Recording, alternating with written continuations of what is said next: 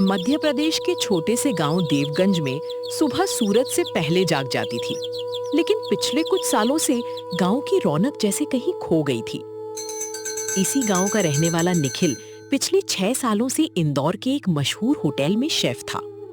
माँ, आज फिर होटल में मेरी बनाई हुई थाली को सबसे ज्यादा तारीफ मिली है। बहुत अच्छा बेटा, लेकिन एक बात पूछूं? पूछो ना माँ, आज इतनी गंभीर क्यों हो? बेटा, इस बार त्योहार पे घर आ जा। बस इतनी सी बात, मैं अगले महीने छुट्टी लेकर आ जाऊंगा। अगले महीने नहीं बेटा, इस बार जल्दी आ जा। माँ, कुछ हुआ है क्या? नहीं, बस मन कर रहा है कि तुझे सामने बैठकर खाना खिलाऊं। निखिल माँ की आवाज में छिपी बेचैनी समझ गया। ठीक है माँ, मैं आज रात ही निकलता हूँ। रात की बस निखिल को शहर की चमक से निकालकर उसके पुराने गांव की कच्ची सड़कों तक ले आई। 6 साल बाद यही मिट्टी, यही रास्ते, कुछ भी नहीं बदला। लेकिन गांव के चौक पर पहुंचते ही निखिल को एक अजीब बात दिखाई दी। जहां कभी छोटी छोटी दुकानें और चाय की गुमटियां हुआ करती थीं, वहां अब लोहे के बड़े शटर लगे थे। अरे, ये सब दुकानें बंद क्यों है? क्योंकि अब यहाँ दुकान चलाना इतना आसान नहीं रहा निखिल। रामाकांत काका, हाथ। अरे बेटा, तू तो बिल्कुल शहर का आदमी बन गया। शहर ने कपड़े बदले हैं काका, मैं नहीं बदला। काश गांव भी पहले जैसा ही रहता। क्या हुआ काका? गांव का सारा बाजार अब धनराज सेठ के कब्जे में है। धनराज सेठ? वही अनाज मंडी वाला, जिसके गोदाम पूरे इलाके में है। उसका गांव की छोटी दुकानों से क्या लेना है ना? लेना देना नहीं बेटा, अब सब कुछ उसी का है। मतलब? जो भी यहाँ दुकान खोलता है उसे उसकी शर्त माननी पड़ती है, वरना सामान नहीं मिलता, जगह नहीं मिलती और ग्राहक भी डराए जाते हैं। तो क्या गांव में अपनी मेहनत से कुछ शुरू करना भी अपराध हो गया? तू अभी अभी आया है बेटा, धीरे धीरे सब समझ जाएगा। घर पहुंचते ही निखिल ने देखा कि उसकी माँ कमला आंगन में चुपचाप बैठी थी। ना, मेरा बेटा। माँ, तुमने मुझे बुलाया क्यों नहीं? आवाज सुनकर तो लगा था कोई बड़ी परेशानी है। परेशानी है बेटा, लेकिन मेरी नहीं। फिर किसकी? इस घर की। घर की? तेरे बाबूजी के जाने के बाद मैंने इस घर को जैसे तैसे बचा कर रखा है, लेकिन अब धनराज सेठ की नजर इस जमीन पर भी है। हमारे घर की जमीन क्यों चाहता है? माँ, मैं ये जमीन नहीं बेचूंगा। बेटा, बात सिर्फ जमीन की नहीं है। फिर बात किस चीज की है? पहले तू आराम कर ले। माँ, तुम मुझसे कुछ छिपा रही हो। ऐसा कुछ नहीं है। निखिल चुप हो गया, लेकिन उसकी नजर माँ के चेहरे पर टिकी रही। आधी रात को निखिल पुराने सामान वाले कमरे में गया। वहां उसे धूल से ढका एक लकड़ी का संदूक दिखाई दिया। ये संदूक यहाँ कब से पड़ा है? संदूक में उसके पिता की पुरानी तस्वीरें, कुछ पीले पड़े कागज और गांव के बाजार का हाथ से बनाया हुआ नक्शा रखा था। बाबूजी, आपने ये सब क्यों संभाल कर रखा था? ये तो जमीन का नक्शा है, और यहाँ लाल निशान क्यों लगा है? तभी पीछे से माँ की आवाज आई। निखिल, वो कागज वापस रख दे। माँ, इस नक्शे में ऐसा क्या है जिसे मुझसे छिपाया जा रहा है? कुछ सवालों के जवाब अभी मत ढूंढ बेटा। लेकिन अब मैं ढूंढूंगा माँ। उस रात निखिल ने फैसला कर लिया कि वो शहर वापस नहीं जाएगा। वो देवगंज में ही कुछ ऐसा शुरू करेगा जिससे गांव के लोगों को रोजगार मिले और किसी के सामने हाथ फैलाने की जरूरत न पड़े। माँ, मैं यहाँ अपना खाना घर शुरू करूँगा। खाना घर? हाँ माँ, शहर में जो खाना लोग हजारों रुपए देकर खाते हैं, वही स्वाद मैं अपने गांव के लोगों को दूंगा। बेटा, तू धनराज सेठ को नहीं जानता। माँ, मैंने बड़े बड़े होटल संभाले हैं, अब अपना गांव संभालना सीखूंगा। कमला ने कुछ नहीं कहा, लेकिन उसकी आंखों में खुशी से ज्यादा चिंता थी, क्योंकि निखिल को अभी ये नहीं पता था कि उसके पिता की पुरानी जमीन, धनराज सेठ और उस बंद पड़े बाजार के बीच एक ऐसा राज छिपा था जो उसकी पूरी जिंदगी बदलने वाला था।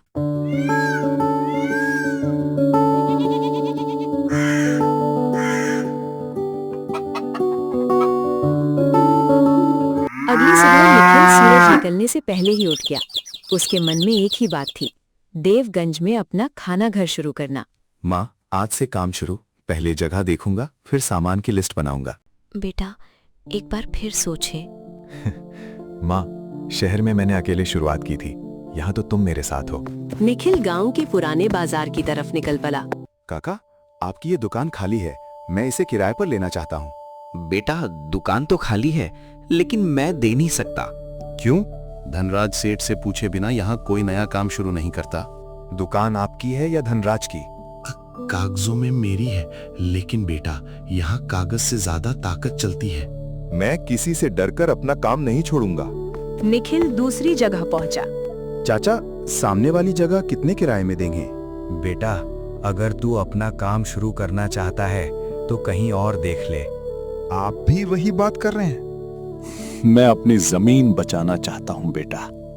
मतलब जिसने भी धनराज के खिलाफ कदम उठाया, उसकी जमीन छीन ली गई? तू ज्यादा मत पूछ, वरना तेरे साथ भी वही होगा। निखिल लौट रहा था कि उसे सामने रमाकांत दिखाई दिया। मैंने कहा था निखिल, यहाँ काम करना आसान नहीं है। काका, अगर हर आदमी डरकर पीछे हट जाएगा तो ये गांव कभी आगे कैसे बढ़ेगा? तेरे पिता भी यही सोचते थे। बाबूजी भी? मैंने कुछ नहीं कहा। नहीं काका, अब आप बताएंगे। तेरे पिता ने भी एक बार गांव में अपना कारोबार शुरू किया था। फिर क्या हुआ? एक रात सब खत्म हो गया। कैसे? घर जा बेटा, आज इतना ही जान। रमाकांत वहां से चला गया। बाबूजी के साथ आखिर हुआ क्या था? उसी शाम निखिल ने गांव के बाहर एक पुरानी जगह देखी। वहां कभी उसके पिता की छोटी सी भोजनशाला हुआ करती थी। तो यही थी बाबूजी की दुकान। उस दीवारों पर आज भी पुराने रंग के निशान दिखाई दे रहे थे। बाबूजी, आपने यहाँ से शुरुआत की थी? तभी पीछे से धनराज सेठ की भारी आवाज सुनाई दी। अपने बाप की जगह देखकर क्या मिलेगा? आप धनराज सेठ हैं? पूरा गांव मुझे इसी नाम से जानता है। तो फिर आप मुझे भी जान लीजिए, मैं निखिल हूँ। जानता हूँ, शहर से बड़ा शेफ बनकर आया है। और अब अपने गांव में काम करेगा। गांव में काम करने के लिए मेरी इजाजत चाहिए। मैं अपनी मेहनत के लिए किसी की इजाजत नहीं लेता।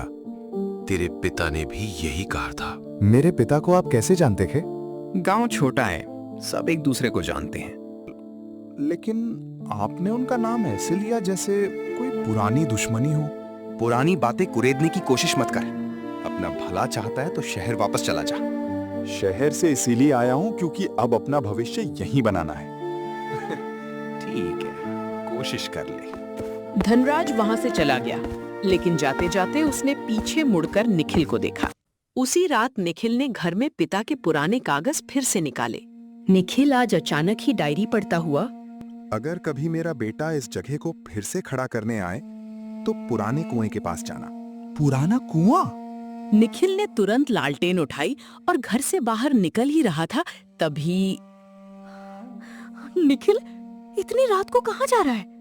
माँ, बाबूजी ने मेरे लिए कुछ छोड़ा है। बेटा, वहां मत जाना। माँ, आपको उस कुएं के बारे में पता है? मैंने कहा ना, मत जाना। निखिल कुछ पल माँ को देखता रहा। अब तो जरूर जाऊंगा माँ। गांव के पुराने पीपल के पीछे वो सूखा कुआं कई वर्षों से बंद पड़ा था। यही है वो जगह। कुएं के पास मिट्टी में एक पुराना लोहे का डिब्बा आधा दबा हुआ दिखाई दिया। इसमें क्या है? जैसे ही निखिल ने डिब्बा खोला, उसके चेहरे का रंग बदल गया। ये बाबूजी की लिखावट है। लेकिन उस कागज पर लिखी पहली ही पंक्ति ने निखिल को अंदर तक हिला दिया। अगर ये कागज निखिल के हाथ में है तो समझ लेना मेरे साथ जो हुआ था वो हादसा नहीं था। निखिल की आंखें उसी कागज पर जम गईं। उसे पहली बार महसूस हुआ कि उसके पिता की कहानी में एक ऐसा सच छिपा था जिसे उसकी मां वर्षों से उससे दूर रखती आई थी। पुराने कुएं के पास खड़ा निखिल उस कागज को बार बार पढ़ रहा था। उसके हाथ कांप रहे थे, लेकिन आंखों में डर नहीं, सच जानने की जिद थी। बाबूजी के साथ अगर हादसा नहीं हुआ था तो फिर हुआ क्या था? तभी पीछे सूखे पत्तों के दबने की आवाज आई। कौन है? अंधेरे से एक बूढ़ा आदमी बाहर आया। उसके हाथ में पुरानी लालटेन थी। मैं हूँ बेटा, हरिराम। हरिराम काका, आप इतनी रात को यहाँ? असली सवाल ये है कि तू यहाँ क्यों आया है? मेरे बाबूजी ने ये मेरे लिए यहाँ कुछ छोड़ा था। ये कागज तुझे कहाँ मिला? इसी कुएं के पास। अब आप मुझे सब सच बताएंगे। कुछ सच ऐसे होते हैं बेटा, जिन्हें दबा कर रखना ही गांव की मजबूरी बन जाती है। मेरे बाबूजी के बारे में सच बताइए काका। तेरे पिता माधव ने धनराज के खिलाफ खड़े होकर गांव के लोगों के लिए सस्ती भोजनशाला शुरू की थी। फिर धनराज को डर था कि अगर माधव का काम चल गया तो गांव वाले उसके सामने झुकना बंद कर देंगे। उसने बाबूजी को धमकाया था कई बार। और पुलिस? उस समय पुलिस भी उसी की बात सुनती थी। फिर बाबूजी के साथ उस रात क्या हुआ? उनकी भोजनशाला में आग लगी थी। आग? पूरा बाजार समझा कि माधव उसी आग में मर गया। लेकिन कागज पर तो लिखा है हादसा नहीं था। क्योंकि आग लगने से पहले तेरे पिता ने कुछ लोगों को एक बात बताई थी। क्या बात? उन्होंने कहा था कि धनराज के गोदाम से गांव के अनाज की चोरी हो रही है। क्या? सरकारी अनाज गरीबों तक पहुंचने के बजाय रात में दूसरे शहर भेजा जाता था। और बाबूजी को इसका पता चल गया था? हाँ। फिर उन्होंने सबके सामने बात क्यों नहीं रखी? क्योंकि उनके पास सबूत था, लेकिन वो सबूत कभी पुलिस तक पहुंच ही नहीं पाया। कहां गया वो सबूत? शायद यहीं कहीं। तेरे पिता ने इस कुएं के पास कुछ छिपाया था, लेकिन आग वाली रात के बाद किसी को उसे खोजने का मौका नहीं मिला। मैं उसे ढूंढूंगा। बेटा, ये खेल आसान नहीं है। काका, मैं किसी से लड़ने नहीं आया हूं, बस अपने बाबूजी का सच सामने लाना चाहता हूं। तेरी आंखों में बिल्कुल वही जिद है जो तेरे पिता की आंखों में थी। दोनों ने कुएं के आसपास मिट्टी तलाशनी शुरू की। काका, यहाँ कुछ है। धीरे बेटा। मिट्टी के नीचे एक छोटी सी लोहे की पेटी मिली। यही होगी। हाँ, इसमें तो पुराने हिसाब किताब के कागज हैं। और ये धनराज के गोदाम की रसीदें हैं। मतलब बाबूजी सच बोल रहे थे। हाँ बेटा। अब ये सब गांव के सामने जाएगा। लेकिन पहले ये देख। क्या? यहां तेरे पिता ने किसी का नाम लिखा है। जिस आदमी पर सबसे ज्यादा भरोसा है वही सबसे बड़ा राज जानता है। ये किसके बारे में है? ये मैं नहीं जानता। तभी दूर से किसी के कदमों की आवाज सुनाई दी। कोई आ रहा है, पेटी छिपा दे। कौन हो सकता है? दोनों पेड़ के पीछे छिप गए। कुछ ही पल बाद धनराज का बेटा विक्रम वहां पहुंचा। हाँ पिताजी, चिंता मत कीजिए, निखिल को अभी तक पूरी बात नहीं पता। लेकिन अगर उसे वो पुरानी पेटी मिल गई तो सब खत्म हो जाएगा। काका, इसे पेटी के बारे में कैसे पता? शायद किसी ने हमें यहाँ आते देख लिया था। विक्रम कुछ देर कुएं के आसपास तलाश करता रहा और फिर वहां से चला गया। अब मुझे समझ आ गया। क्या मेरे बाबूजी का सच सिर्फ पुराना राज नहीं है, कोई आज भी उसे छिपाने की कोशिश कर रहा है। निखिल घर लौट रहा था। उसके मन में बहुत सारे सवाल घूम रहे थे। निखिल, इतनी रात को कहाँ का? माँ, आज मैं आपसे एक सवाल पूछूंगा। कैसा सवाल? बाबूजी की मौत कैसे हुई थी? बेटा, ये सवाल तू क्यों पूछ रहा है? क्योंकि मुझे पता चल गया है कि बाबूजी के साथ हुआ हादसा नहीं था। निखिल। माँ, इतने सालों तक आपने मुझसे क्यों छिपाया? कमला की आंखों से आंसू निकल पड़े। बेटा, तेरे पिता की कहानी अभी पूरी नहीं हुई है। कमला काफी देर तक चुप बैठी रही। निखिल उसके सामने खड़ा था और उसकी आंखों में सालों पुराने सवालों के जवाब तलाश रहा था। माँ, अब चुप मत रहो। बाबूजी के साथ उस रात क्या हुआ था? बेटा, तेरे पिता की मौत वाली रात मैंने उन्हें आखिरी बार बाजार जाते देखा था। फिर? उन्होंने कहा था कि आज वो कुछ ऐसा सबूत लेकर आएंगे जिससे गांव के लोगों को धनराज की सच्चाई पता चल जाएगी। आपको पहले से पता था? हाँ बेटा। फिर आपने मुझे इतने सालों तक क्यों नहीं बताया? क्योंकि उस समय तू सिर्फ 7 साल का था। मैं तुझे डर और दुश्मनी के बीच बड़ा नहीं करना चाहती थी। लेकिन बाबूजी मरे नहीं थे, ये भी सच नहीं था ना? मुझे नहीं पता था कि वो बचेंगे या नहीं। आग के बाद उनका कोई पता नहीं चला। मतलब आपने भी कभी ये नहीं माना कि वो मर गए? एक पत्नी उम्मीद छोड़ सकती है बेटा, लेकिन दिल नहीं। माँ, वो आखिरी रात अकेले नहीं थे, कोई उनके साथ था। तुझे ये किसने बताया? बाबूजी की पेटी में एक नाम का इशारा मिला है। बेटा वो नाम मत ढूंढ। क्यों?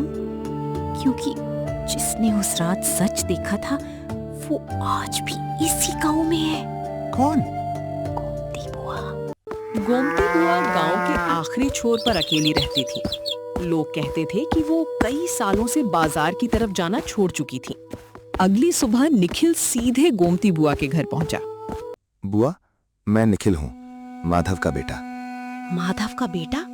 हाँ बुआ, मुझे बाबूजी की आखिरी रात के बारे में जानना है। मैं कुछ नहीं जानती। बुआ, अगर आप सच जानती हैं तो मेरे पिता के लिए नहीं, इस गांव के लिए बोलिए। तेरे पिता बहुत अच्छे आदमी थे बेटा। आपने उन्हें उस रात देखा था?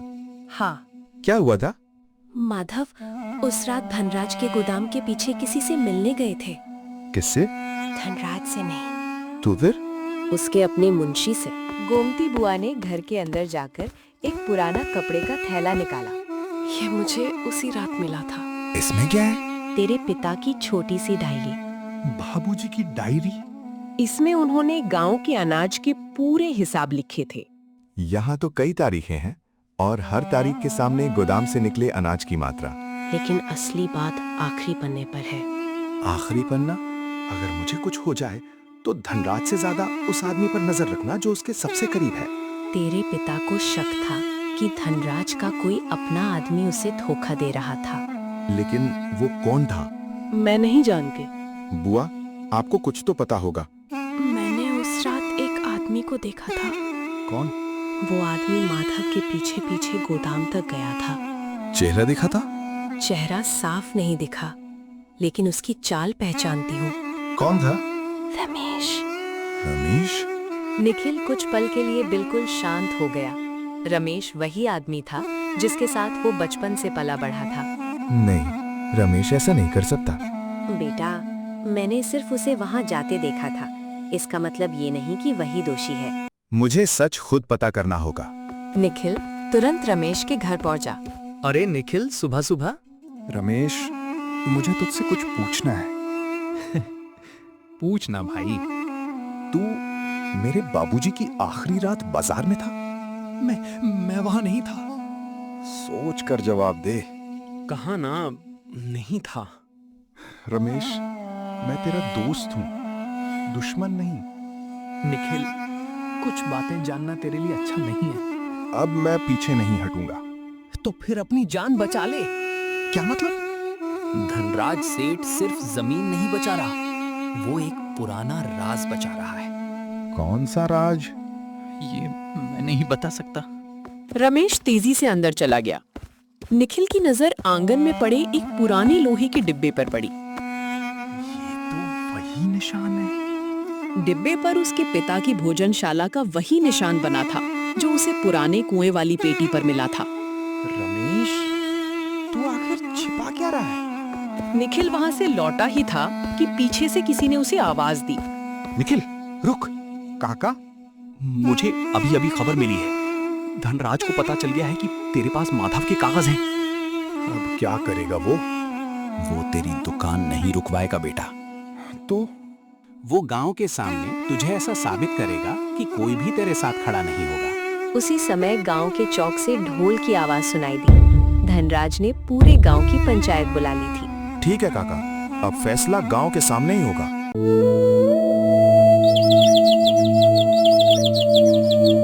देवगंज के पुराने बरगद के नीचे पूरा गांव जमा था।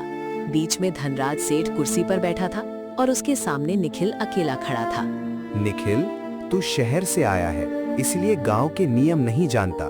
तेरी वजह से गांव में अशांति फैल रही है। अशांति मैंने नहीं फैलाई सेठ जी, मैंने तो सिर्फ अपना काम शुरू करने की बात की है। काम? तूने मेरे खिलाफ लोगों को भड़काया है। अगर अपना हक मांगना भड़काना है तो हाँ, मैंने लोगों को हिम्मत दी है। तेरे पिता ने भी यही किया था। मेरे पिता का नाम लेकर मुझे डराने की कोशिश मत कीजिए। तेरे पिता की वजह से ही ये गांव बहुत कुछ झेल चुका है। नहीं, गांव ने आपके डर की वजह से बहुत कुछ झेला है। भीड़ में खुसर पुसर हो लगी। धनराज जी, निखिल गलत नहीं कह रहा। चुप रहे रमाकांत, तू भी इसके साथ हो गया है। आज तक डरता रहा हूँ, लेकिन अब नहीं।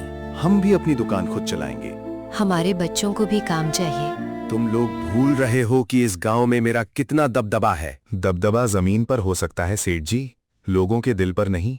बहुत बोल लिया, अब अपना सबूत दिखा। बिल्कुल दिखाऊंगा। निखिल ने अपने बैग से पुराने कागज और अपने पिता की डायरी निकाली। ये मेरे पिता माधव के लिखे हुए हिसाब हैं।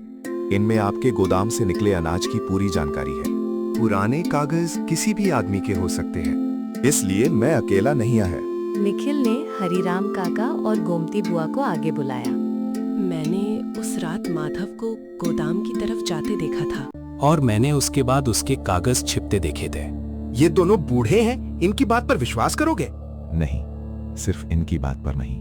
निखिल ने अपना मोबाइल निकाला। मैंने पिछले 2 दिनों में आपके गोदाम के पुराने रिकॉर्ड की तस्वीरें ली हैं और ये रिकॉर्ड सरकारी दफ्तर में जमा पुराने आंकड़ों से भी मेल खाते हैं। तूने मेरे गोदाम में घुसने की हिम्मत कैसे की? मैं अंदर नहीं घुसा, गांव के पुराने दस्तावेजों में सब दर्ज है। तभी एक सरकारी कर्मचारी पंचायत में पहुंचा। हमें शिकायत मिली है कि सरकारी अनाज के पुराने रिकॉर्ड में भारी गड़बड़ी है। ये झूठ है। जांच पूरी होने तक आपके गोदाम का हिसाब किताब जब्त रहेगा। धनराज पहली बार बिल्कुल चुप हो गया। सेठ जी, मैं आपका कारोबार छीनने नहीं आया। मैं बस इतना चाहता हूं कि गांव का आदमी अपनी मेहनत से जी सके। तू समझता है तू जीत गया? जीत मेरी नहीं है, आज गांव की हिम्मत जीती है। लेकिन निखिल की नजर अचानक रमेश पर पड़ी। रमेश भीड़ के पीछे सिर झुकाए खड़ा था। रमेश, अब तू भी कुछ बताएगा? निखिल, मैं दोषी नहीं था। फिर तूने मुझसे झूठ क्यों बोला? क्योंकि धनराज ने मेरे ऊपर कर्ज का दबाव बनाया था। उसने कहा था कि अगर मैंने तेरे पिता के बारे में मुंह खोला तो मेरे परिवार को गांव से निकाल देगा। तूने मुझे अकेला छोड़ दिया दोस्त। माफ कर दे भाई। दोस्ती में गलती माफ हो सकती है, लेकिन सच छिपाने की कीमत बहुत बड़ी होती है। मैं सब सच बताऊंगा। रमेश ने बताया कि आग वाली रात माधव को आखिरी बार धनराज के पुराने मुंशी के साथ देखा गया था। और वो मुंशी कहाँ है? शहर में नहीं है। तो कहाँ है? यहीं, इसी गांव में। उसी समय भीड़ के पीछे खड़ा एक बूढ़ा आदमी आगे आया। अब और झूठ नहीं बोलूंगा। आप? मैं ही धनराज का पुराना मुंशी हूँ। मेरे पिता के साथ उस रात क्या हुआ था? तेरे पिता ने मुझे सच बताने के लिए बुलाया था। उन्होंने कहा था कि गांव का अनाज गलत तरीके से बाहर भेजा जा रहा है। फिर आग कैसे लगी? आग मैंने नहीं लगाई थी, लेकिन मैं उसे रोक भी नहीं पाया। आपने रोका क्यों नहीं? क्योंकि मैं डर गया था। लेकिन आग लगने से पहले माधव वहां से निकल चुके थे। क्या? बेटा, तेरे पिता उस रात मरे नहीं थे। तो फिर वो कहाँ गए? उन्होंने कहा था कि जब तक धनराज का डर खत्म नहीं होगा वो सामने नहीं आएंगे। निखिल की आंखों से आंसू बहने लगे। इतने साल मैंने समझा कि मेरे बाबूजी इस दुनिया में नहीं है। कुछ ही देर बाद निखिल की माँ पंचायत में पहुंचे। बेटा, माँ, क्या आपको पता था कि बाबूजी जिंदा है? मुझे भी सिर्फ इतना पता था कि वो जिंदा हो सकते हैं। फिर आपने मुझे सच क्यों नहीं बताया? क्योंकि तेरे पिता ने कहा था कि जब तक तू अपने पैरों पर खड़ा ना हो जाए तब तक तुझे इस लड़ाई में मत लाना। निखिल ने माँ को गले लगा लिया। माँ, अब मैं बाबूजी को ढूंढूंगा।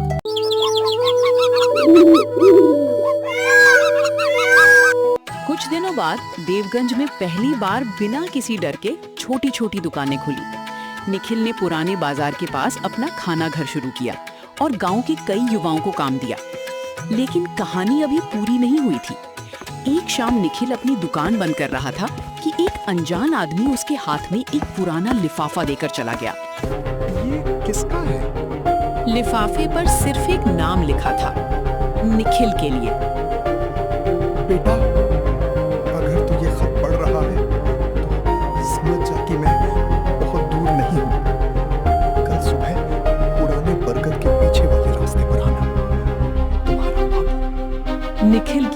से आंसू बह निकले। बाबूजी, मैं आ रहा हूँ। अगले दिन सूरज उगने से पहले निखिल उस रास्ते पर पहुंचा। बरगद के पीछे एक आदमी पीठ किए खड़ा था। बाबूजी। निखिल कुछ पल उसे देखता रहा, फिर दौड़कर उससे लिपट गया। बाबूजी, मेरा बेटा। वर्षों से बिछड़ा पिता पुत्र आखिरकार एक दूसरे के सामने खड़े थे। बेटा, तूने गांव को सिर्फ अपना काम नहीं दिया, तूने लोगों को डर से आजाद किया है। बाबूजी, ये सब आपने शुरू किया था, मैंने तो बस उसे पूरा किया है। नहीं बेटा, अब इसे और आगे ले जाना। उसी शाम देवगंज के बाजार में पहली बार हर दुकान की बत्ती एक साथ जली। धनराज की ताकत खत्म हो चुकी थी, गांव अपने पैरों पर खड़ा हो चुका था और निखिल ने अपने पिता के अधूरे सपने को नई शुरुआत दे दी थी। अब इस गांव का खाना सिर्फ गांव तक नहीं रहेगा बाबूजी, फिर कहां जाएगा बेटा? पूरे देश तक। और उस दिन देवगढ़ ने सीखा कि जब मेहनत के साथ हिम्मत खड़ी हो जाए तो सबसे बड़ा दबदबा भी ज्यादा दिनों तक टिक नहीं सकता।